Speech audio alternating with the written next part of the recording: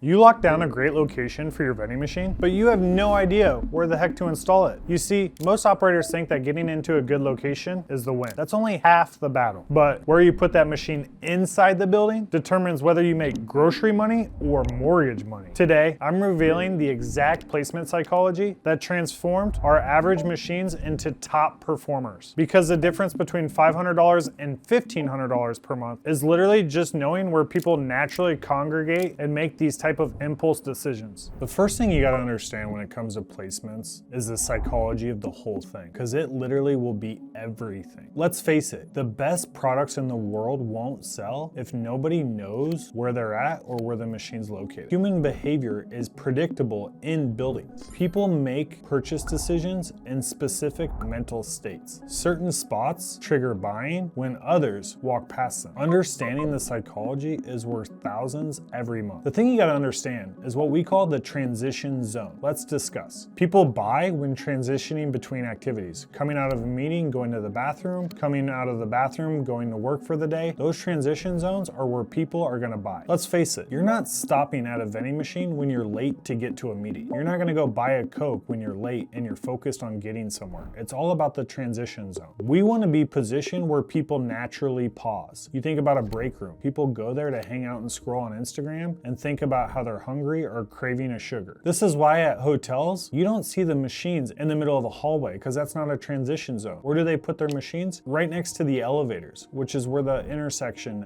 happens. Now, the other thing you got to think about is always the path of least resistance. Humans are lazy. They take the shortest routes possible, hence why people love the elevator. Your machine needs to be on their path of where they go. Even 10 feet away from that path can kill sales. You're not going to put your machine next to the stairs. You want your machine next to the elevator. Making someone detour even 10 feet will kill your sales. If they have to go to your machine, then you've already lost. The machine should happen to them, not vice versa. The other thing you got to factor in is visibility has to happen before accessibility. They need to see the machine before they're going to buy from it. A machine visible from 50 feet away, it beats a hidden corner. People start to decide to buy before they even reach you. This visibility is crucial, and that's why with AI smart machines, the whole glass front where they can see multiple SKUs crushes traditional old school machines that are behind a marketed wall of a Coke or Pepsi logo. These glass door machines crush it because of it all starts with the visibility. The first type of location we're going to dive into is going to be office buildings. When people think of office buildings, they always fall into the break room trap. Everyone puts machines in break rooms, and it seems logical because people eat there, right? Wrong. People bring their lunch to the break room. They've already decided what they're eating in a break room. That's why break room machines do 50% less than machines in optimal placement in that office building. This is why I'm so bullish on the elevator lobby secret. Think about it. When people are waiting for elevators, they're literally doing nothing. Their brain gets bored while they wait for that elevator, so they seek stimulation and see that shiny, bright, light glass door machine. They know they have at least 60 seconds of decision time for that elevator to show up. The other beautiful thing about the elevator, you're gonna cater to the people that are coming back from their morning run or leaving for their afternoon snack. This little placement by the elevator doubled my office revenue. Another goldmine location is apartment complexes. When people think of the traditional apartment complexes, they think of the vending machine that's in the laundry room. Here's why that's wrong. People doing laundry are task focused. They're not sitting in there for an hour and a half waiting for their clothes to dry. They're literally dropping off their laundry and leaving because they associate laundry as being a pain in the ass. They're literally counting quarters to pay for their laundry, not for snacks. Not to mention, people go to the laundry room maybe once a week. Or if you're like me and you don't do your laundry except for every 2 weeks, you're never going there, where you want to be places where people are going to every single day, multiple times a day. And this is why with laundry rooms, I would never put a machine in a property because it's the worst place in the entire complex to put a machine. If that's where a property manager wants you to put the machine, I would walk, not even just put it in there because it's the worst place. Now on the flip side of that, the mailbox area is a jackpot. And here's why. Every resident checks their mail daily and sometimes will even go check their packages more frequently. People naturally stop to get their mail. They're not rushing through it. You also got to think about when you check your mail. If you're like me, you're checking your mail after work and you're probably hungry because you haven't had dinner. Not to mention, it's a social hub where people chat, so it's a perfect prime opportunity for impulse purchases. The other place you can think of inside an apartment complex is going to be the pool or the gym areas. The thing I love about the gym areas is people are willing to invest in their health. And so the post-workout protein shake and protein bars or any type of hydration or pre-workout drinks, you're gonna be able to charge a premium for, because people are gonna view that as investing in their health. Pool goers in the summer tend to forget snacks, so they're willing to pay a premium. But the downside with pools is they often tend to be seasonal if you don't live in the South. Not to mention with pool goers, is already in that leisurely mindset, and they probably invited some of their friends to come over to the pool and hang out. So they already have that thoughts of, I wanna treat myself. The other side of pools is there's a lot of kids, and let's face it, parents are 3x more likely to buy their kids snacks or drinks just to get their kid to shut up. A fitness center does 3x a laundry room's revenue that we've seen, and a pool, if it's not seasonal, will do upwards of 1.5 to 2x what a laundry room would do. Now, when it comes to apartment complexes, I wanna touch on one of my favorite topics, the lobby versus the side entrance decision. The main lobby might seem obvious, but sometimes it can be wrong. A lot of these apartment complexes have parking garages that are linked to the side door, and those are where you're gonna get your most use. The other thing you can do is you can test out which entrances are actually used by the residents. Go there, watch these residents. Do they park in the garage? Do they walk everywhere and come through the main lobby? When you understand that foot traffic, you might actually decide you want a machine in the lobby and at the side entrance. You wanna make sure you track these traffic patterns before you decide on which type of machine or the number of machines you wanna go with. One of the highest revenue generating types of locations is manufacturing and warehouses, hands down. Most of these warehouses and manufacturing plants, one, have longer shifts, and so these employees have to clock in and clock out every single time. We have a location at a manufacturing plant that has 3 shifts. Well, guess what? When the 7 a.m. night shift is finishing and the 7 a.m. morning shift is starting, there is a massive audience at our micro market. You got the people getting off work at 7 a.m., buying all of their breakfast items, and you got people starting their shift buying all their breakfast items at the same exact time. And that's just breakfast. Think about dinner. All the time, we have night workers that are just getting to work at 7 p.m. And so they're buying their dinner, but we also have the shift getting off at 7 p.m. that haven't ate anything yet. And impulsively, they're gonna buy dinner there before they drive 20 minutes to leave the manufacturing plant. These locations crush it and can do upwards of 3, 5, 10. We have locations that do $75,000 a month just in a massive manufacturing plants with 16 plus break rooms. Now, the thing with these manufacturing plants is, where do you put these machines in such a crazy type of work environment? And this is where strategically, we know people love to do one thing. They have to go to the bathroom. The reason the bathroom is such a great spot to have a machine near is everyone is going to use the bathroom multiple times per shift. It's a natural break in their workflow. They're already stepping away from their line or whatever their workstation is. And just like the bathroom, they're going to have privacy to make a purchase without judgment. That foot traffic to the bathroom is going to be guaranteed because people have to go. The other hidden secret about manufacturing plants is it's a lot of physical labor with a lot of stress. And so most of these people need an outlet like the smoker's corner. We call it the gold mine. Let's face it, smokers love to take breaks, typically every 2 hours. And they're already in a craving mindset. They love to crave that cigarette, so they're gonna wanna crave something else too. These smoking corners are totally the social area where people love to linger. Think about it. People love to pair smoke breaks with snack breaks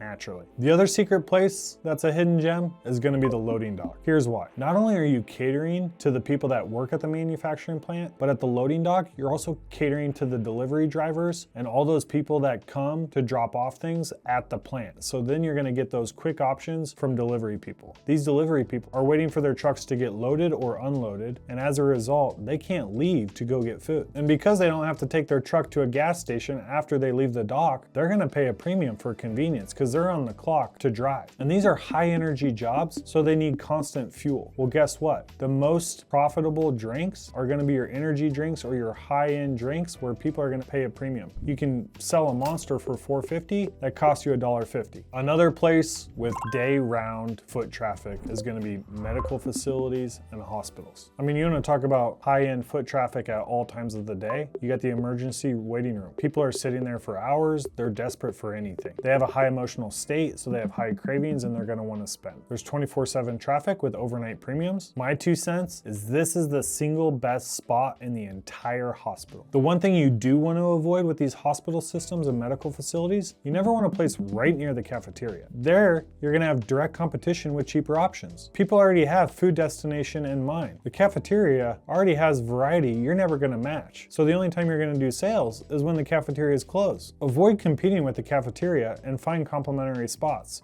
Do you think the ER nurse wants to go up 3 levels of an elevator and walk all the way across the hospital to the cafeteria? No, put the cold brew machine down near her in the ER. The one hidden secret when it comes to medical facilities is the overnight shifts at 3 a.m. Think about it. There's no other options open and the staff needs to power through this shift. They're gonna pay the premium price for that Celsius or cold brew without question. And this is why it's so important to focus on these 24/7 access points. The other place you can focus on is gonna be those outpatient procedure areas. You have families waiting during procedures and they can't leave in case a doctor needs them. And because they're waiting on other family that's in surgery, let's face it, they have the emotional, eating, and comfort purchases. And if they're working with a specialist at an outpatient clinic, that means they're gonna have a higher income type demographic that's not gonna be afraid to pay for convenience. These spots are consistently overthought of, but they always outperform. Now, I've talked about some of these unique location types, but now I think it's important to actually talk about the universal placement rules we like to implement. The first one is the 3-second rule. If someone can't see your machine within 3 seconds, it's in the wrong spot. It should be visible from natural standing positions and eye level. Having bright glass doors like an AI machine, or better yet, a digital sign